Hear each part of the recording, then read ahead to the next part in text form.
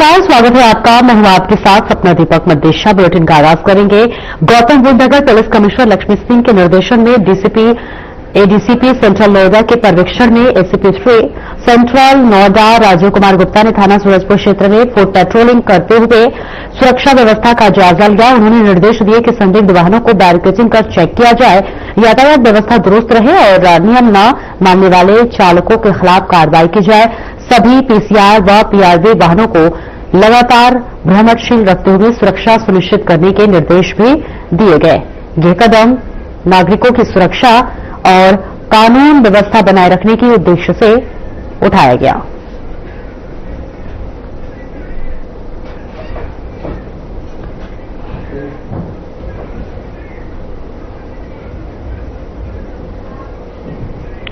और नई दिल्ली स्थित बीजेपी मुख्यालय में बीजेपी के राष्ट्रीय प्रवक्ता प्रदीप भंडारी ने प्रेस कॉन्फ्रेंस को संबोधित किया। इस दौरान उन्होंने क्या कुछ कहा, आइए आपको सुनवाते हैं।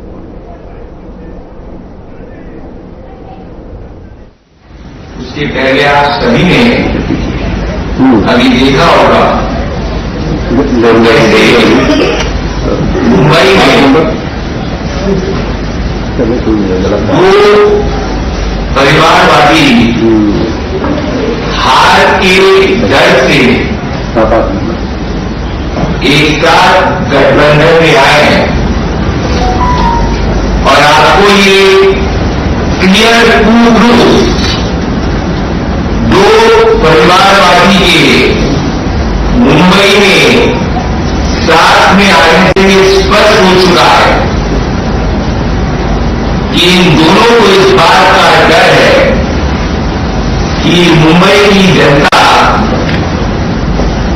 एनडीए के भारतीय जनता पार्टी के विकास को चुनने जा रही है और ये डर ये दर्शाता है कि जिस तरीके से मुंबई में एक विकास की लहर आगे बढ़ रही है, इसी कारण ये दोनों परिवारवादी अपनी जमानत बचाने के लिए साथ में आए।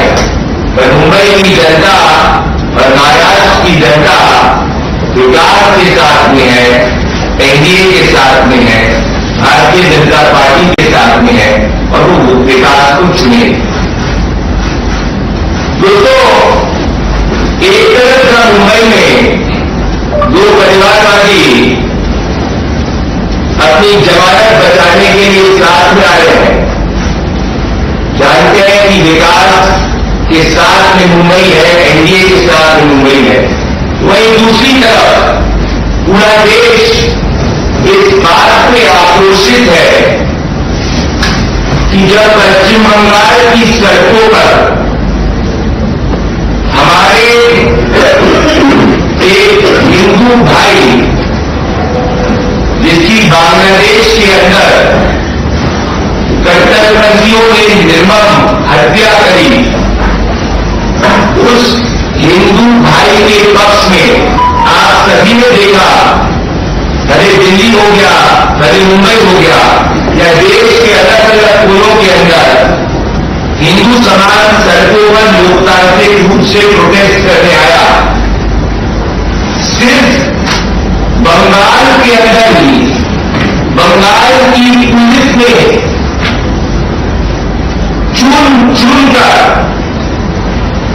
लाठी के माध्यम से हर वो हिंदू साधु संत जो बंगाल की सड़कों पर, कलकत्ता की सड़कों पर हमारे हिंदू भाई को जिस तरीके से नियुक्त किया गया, उसके खिलाफ लोकतांत्रिक रूप से जब प्रोटेस्ट करने आया, पश्चिम बंगाल की तृणमूल सरकार ने उसको लोकतांत्रिक रूप से प्रोटेस्ट करने में सहयोग देने के बजाय हमारे हिंदू भाई पर लाठी चलाई। ठीक है सर। कई साधु संतों की फोटो और वीडियो सामने आए जो हाथ जोड़कर ठीक है सर। पश्चिम बंगाल पुलिस के सामने खड़े थे और ये इस बात को कह रहे थे कि हमें हमारे हिंदू भाई की निर्मम हत्या पर लोकतांत्रिक रूप से प्रोटेस्ट करने का अधिकार दीजिए, परंतु पश्चिम बंगाल की सरकार ने, ममता बनर्जी की सरकार ने भगवा देकर लाठी से हमारे बंगाली हिंदू भाई और बहन पर प्रहार किया। तो एक तरफ हमारे हिंदुओं के ऊपर लाठीचार्ज बंगाल में ममता बनर्जी की सरकार करती है, और वो बांग्लादेश के अंदर जो हमारे हिंदू भाई के साथ निर्मम क्रूरता और हत्या हुई, उसके खिलाफ जब वो प्रोटेस्ट कर रहे थे, सिर्फ पश्चिम बंगाल की पुलिस ने हमारे हिंदू भाइयों पर लाठी चलाई। स्थिति इस तरीके से गंभीर हो गई कि नाक से हमारे हिंदू भाइयों का खून निकलने लग गया। कई साधु संत वहीं सड़क पर फेंक हो गए। ये दर्शाता है कि पश्चिम बंगाल के अंदर जहां एक तरफ बाबरी की नींव रखने के लिए पश्चिम बंगाल की पुलिस सहयोग देती है, वहीं दूसरी तरफ अगर हिंदू भाई के पक्ष में कोई प्रोटेस्ट करे तो उसको पश्चिम बंगाल के अंदर लाठी मिलती है। ये तुष्टीकरण की परिकाष्ठा है जो पूरे देश में कहीं नहीं देखने को मिलेगी, और ममता बनर्जी की तृणमूल कांग्रेस की सरकार ने बंगाली हिंदुओं के लोकतांत्रिक हित के ऊपर कट्टरपंथियों के हित को चुना। इसीलिए आज पश्चिम बंगाल में मां, माटी, मनुष्य तीनों में एक भयंकर गुस्सा है, क्योंकि जहां एक तरफ अपने वोट बैंक को ममता बनर्जी कलकत्ता में सड़कों पर प्रोटेस्ट करने का अधिकार देती है, चक्का जाम करने का अधिकार देती है, वहीं दूसरी तरफ हमारे हिंदू भाई पर, हमारे साधु संतों के ऊपर लाठीचार्ज होता है। ये विडंबना नहीं, ये सबसे बड़ा कम्युनल मॉडल है जो देश में सिर्फ एकलौते राज्य जहां पे ये प्रैक्टिस हो रहा है, उसका नाम है पश्चिम बंगाल। क्योंकि ममता बनर्जी की सरकार कट्टरपंथियों को उन्होंने अपनी सरकार को आउटसोर्स कर दिया। स्थिति इस तरीके से हो गई कि जातो मां, आप सबने सुना होगा, जो हमारी बंगाल की संस्कृति से जुड़ा हुआ है, वो अगर कोई गायिका गाती है तो उसको तृणमूल कांग्रेस का नेता रोक देता है। बॉबी हसीन ये कहता है कि वो एक ऐसा कलकत्ता देखना चाहता है जो ममता बनर्जी का राइट हैंड है, जहां पे हिंदू माइनॉरिटी के अंदर, और इन सब में हिंदुओं के पक्ष में एकजुट होने के बजाय जो हिंदुओं के खिलाफ बर्बरता हो रही है, उसके खिलाफ एक स्वर में बोलने के बजाय राहुल गांधी जर्मनी में जॉर्ज सोरोस के एजेंटों से मिलने में व्यस्त है, और उन्हीं के दिग्विजय सिंह उसी हिंदू की हुई बर्बर हत्या को जस्टिफाई कर रहे। दिग्विजय सिंह ये कहते हैं कि ये एक्शन रिएक्शन, तो आप सोचिए जहां पूरे विपक्ष को सरकार के साथ में एकजुट होना चाहिए था, क्योंकि ये कोई राजनीतिक आरोप प्रत्यारोप की बात नहीं थी। ऐसी स्थिति में अपने तुष्टीकरण के वोट को खुश करने के लिए ममता बनर्जी की सरकार हिंदुओं के ऊपर लाठी चलाती है। कांग्रेस के दिग्विजय सिंह जस्टिफाई करते हैं हिंदुओं की लिंचिंग को। और आगे बढ़ेंगे जहां यूपी विधानसभा के शीतकालीन सत्र का चौथा दिन है। सत्र में उप मुख्यमंत्री केशव प्रसाद मौर्य ने महत्वपूर्ण मुद्दों पर अपना संबोधन दिया। इस दौरान उन्होंने क्या कुछ कहा, ये आपको सुनवाते हैं। पार्टी की एक आदत है, मीठा मीठा गा, तीखा तीखा। जो सवाल आप लेकर के आए हैं, अगर उसका एक पक्ष जो आप जानते हैं और दूसरा पक्ष भी जानते हैं, अगर दोनों पक्ष माननीय सभापति जी बताए होते तो मुझे लगता है कि वास्तव में आप जो उत्तर प्रदेश के अंदर भारत के संविधान के अनुसार, संसद में संशोधन के अनुसार एससी का, एसटी का, ओबीसी का और गरीब सामान्य वर्ग के लोगों का 60% आरक्षण, ये हमारी सरकार की मंशा ही नहीं है, इसको धरातल पर उतारने का संकल्प है। और जो आरक्षण की श्रेणी में आते हैं, जितने पद आते हैं, उनको वह देना हर हाल में यह सुनिश्चित कराने का काम 2017 से जब से हम सरकार में आए तब से अब तक कर रहे हैं।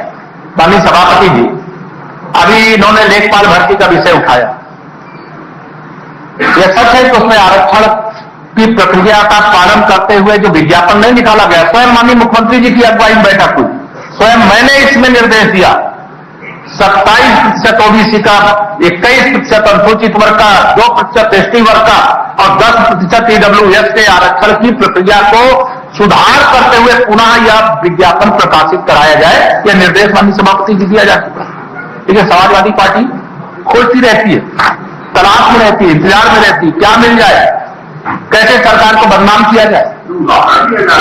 मैं उदाहरण ये माननीय सभापति जी, मैं वही आपको बता रहा हूं कि समाजवादी पार्टी ने उत्तर प्रदेश को बर्बाद करके छोड़ा था 2012 से 2017 के बीच में, और आप कहते 2012 से 2017 के बीच की चर्चा मत करिए।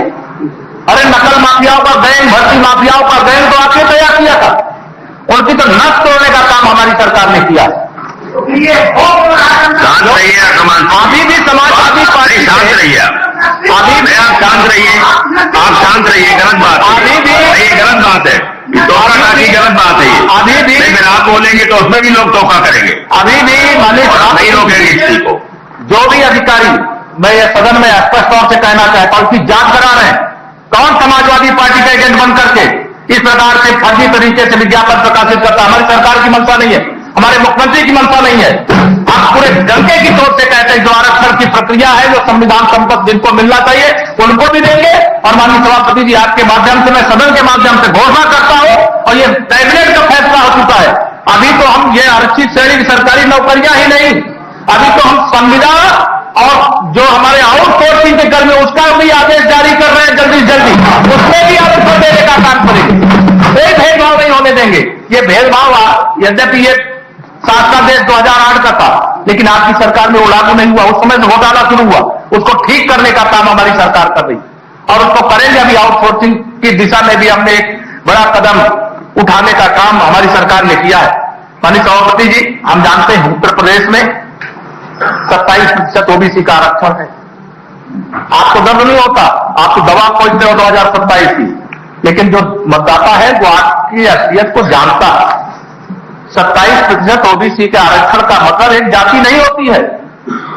उत्तर प्रदेश के अंदर जो 60% पिछड़ा वर्ग रहता है वह पूरे समाज का हिस्सा होता है, लेकिन जब आपकी सरकार थी तो एक जातियों में सिमट करके रह जाता है। मैं चैलेंज के साथ कहता हूं, यहाँ पे जितनी भर्तियां हमारी सरकार में हुई, पुलिस से लेकर के किसी भी प्रकार की भर्ती में, माननीय सभापति जी, आप भी जिस गांव के रहने वाले होंगे आप पता कर लीजिए, जाकर के जो भर्तियां हुई हैं बिना 1 रुपया रिश्वत दिए, प्रतिभा के आधार पर, वो पुलिस का जवान भी है, वो सरकारी अन्य सेवाओं में भी है, शिक्षक भी है, किसी को माननीय सभापति जी 1 पैसे की रिश्वत नहीं देनी पड़ी। मानी लाल बिहारी जी बैठिए, मानी लाल बिहारी, ये गलत बात नहीं, नेता सदन बोल रहे हैं, मानी लाल बिहारी जी बैठिए, मानी लाल बिहारी जी बैठिए, मानी लाल बिहारी जी बैठिए, नहीं ये नहीं लिखा जाएगा, ये नहीं लिखा जाएगा, नेता सदन बोल रहे हैं, टोका की गलत बात है। माननीय सभापति नहीं, मानी लाल बिहारी, पूरी बात को सुनिए। लाल बिहारी जी बैठिए, आप बोल रहे थे जो भ्रष्टाचार करेगा, मैं कल भी कहा, जो भ्रष्टाचार करेगा, जो रिश्वत नहीं करेगा, जो माफियागिरी करेगा, उसके खिलाफ कठोर से कठोर कार्रवाई हमारी सरकार नहीं है। चल लौटते हैं।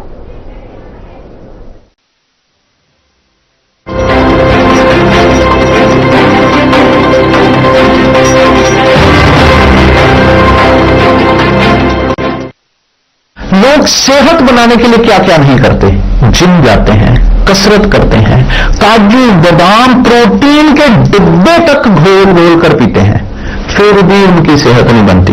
क्योंकि उनका पाचन तंत्र खराब है। और जब तक के पाचन तंत्र दुरुस्त नहीं होगा, वो जितना मर्जी अच्छे से अच्छा खा ले, उनकी सेहत नहीं बन सकती।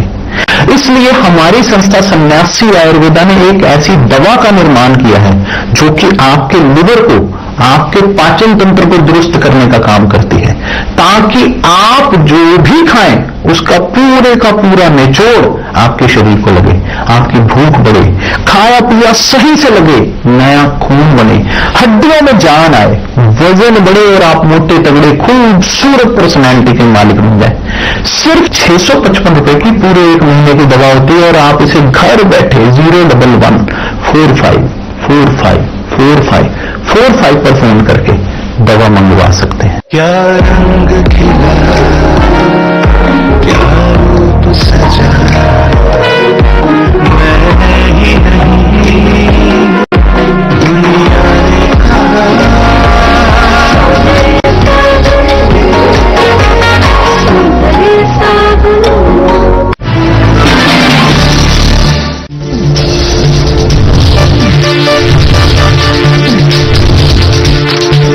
साधना इंस्टीट्यूट के छात्र हर साल नए नए जगहों पर, नए नए संस्थानों पर काम करने के लिए जाते हैं, उन्हें प्लेसमेंट मिलता है और साथ ही साथ वो संस्थानों का और साधना इंस्टीट्यूट का नाम भी रोशन करते हैं। तो अगर आप इलेक्ट्रॉनिक मीडिया, मास कम्युनिकेशन में अपना करियर बनाना चाहते हैं तो साधना इंस्टीट्यूट आपके लिए एक सबसे बढ़िया विकल्प है। नमस्कार दोस्तों, क्या बीजेपी में अब पीढ़ी बदल रही है? क्या संगठन के अंदर एक नया नेतृत्व धीरे धीरे तैयार?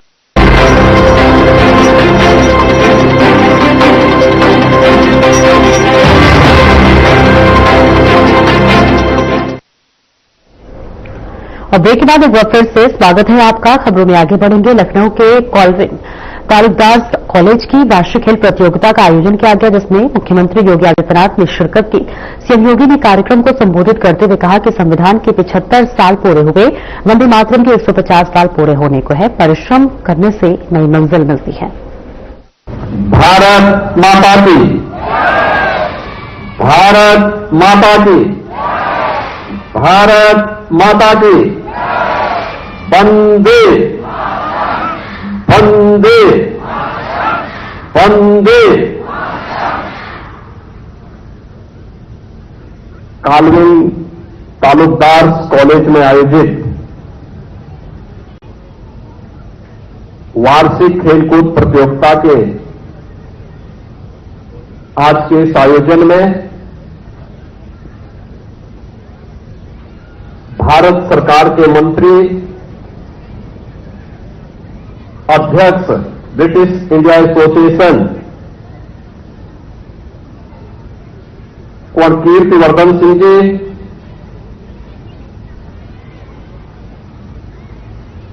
विधान परिषद के पूर्व सदस्य श्री राकेश प्रताप सिंह जी, प्रबंधक कालविन तालुकदार श्री मनीष वर्धन सिंह जी, प्रबंध समिति के सम्मानित सदस्य कुंवर विनय कुमार सिंह जी, राजा वीरेंद्र सिंह परमार जी, शेख शैलेंद्र नाथ टंडन जी, राजा अनिल प्रताप सिंह जी, राय सुरेश्वर बली जी,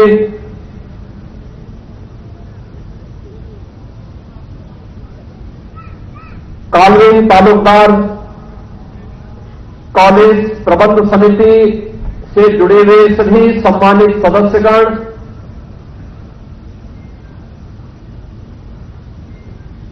कॉलेज के प्रिंसिपल, अन्य शिक्षकगण, अभिभावकगण, अतिथिगण और प्यारे बच्चों, आपके वार्षिक खेलकूद प्रतियोगिता और अभी मैंने आपके मार्च पास्ट को देखा।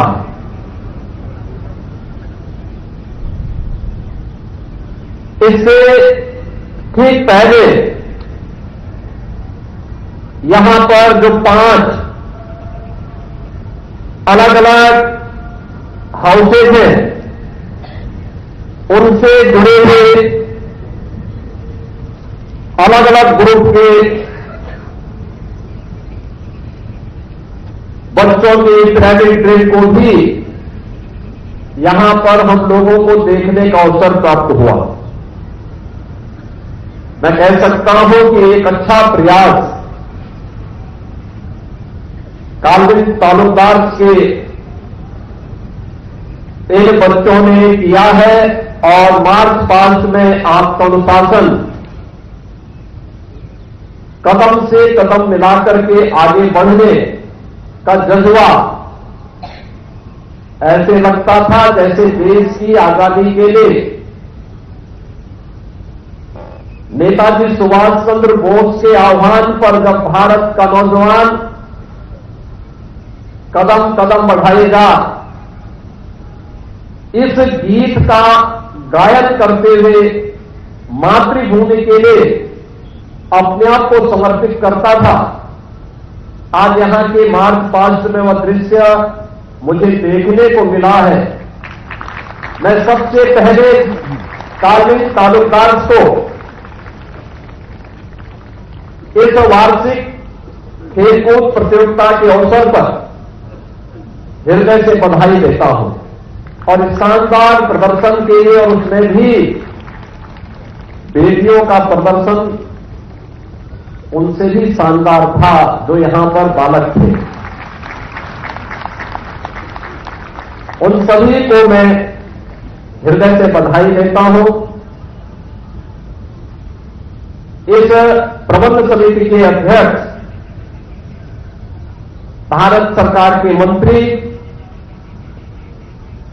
और लगातार कई बार से गोंडा लोकसभा क्षेत्र का प्रतिनिधित्व कर रहे कौन कीर्तिवर्धन सिंह जी को मैं हृदय से धन्यवाद देता हूं कि उन्होंने मुझे इस खेलकूद प्रतियोगिता के आयोजन में आज आपके इस प्रदर्शन को देखने और यहां के इन बच्चों के शानदार प्रदर्शन के साथ साथ उनकी प्रतियोगिता के छात्र छात्राओं को पुरस्कार देने का अवसर प्रदान किया।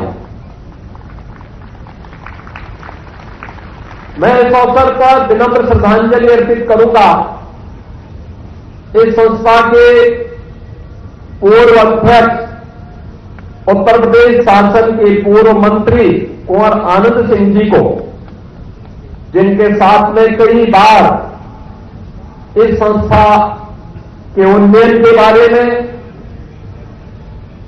यहां पर मुझे इस कार्यक्रम में भागीदार बनने का अवसर प्राप्त हो, लेकिन कभी संजोग नहीं बन पाया। आज वे हमारे बीच में भौतिक रूप से नहीं है। मैं इस अवसर पर उनकी स्मृतियों को नमन करते हुए विनम्र श्रद्धांजलि अर्पित करता हूं। मुझे अच्छा लगा कि काल्पनिक तालुकदार ने बच्चों के अलग अलग हाउसेज बनाए हैं और वह भी भारत की उस ऐतिहासिक और पौराणिक परंपरा के आधार पर, यानी जो भारत का इतिहास है, जो भारत की गौरवशाली परंपरा की ओर देश और दुनिया का ध्यान आकर्षित करता है। और कितनी गौरवशाली परंपरा के साथ Ajanta house, Nalanda house, Sanchi house, Takshashila और उज्जैन के नाम पर याद करना, ये जो 5 महत्वपूर्ण स्थल हैं, ये भारत की ज्ञान की परंपरा के 5 प्रमुख स्तंभ भी रहे हैं। तक्षशिला मर्यादा पुरुषोत्तम प्रभु श्री राम के छोटे भाई भरत के पुत्र का नाम तक्ष था, उनके नाम पर तक्षशिला पड़ा। और दुनिया का सबसे प्राचीन विश्वविद्यालय तक्षशिला का विश्वविद्यालय इसी तक्ष में था। यही तक्षशिला ही उस विश्वविद्यालय की आधारशिला बनी थी। विश्व विश्व प्रसिद्ध ज्ञान विज्ञान की जो भी धरोहर आज दुनिया के अंदर देखने को मिलती है, जो भी शोध हो रहे हैं, उनकी आधारशिला आज से। फिलहाल इस बुलेटिन में इतना ही। नमस्कार।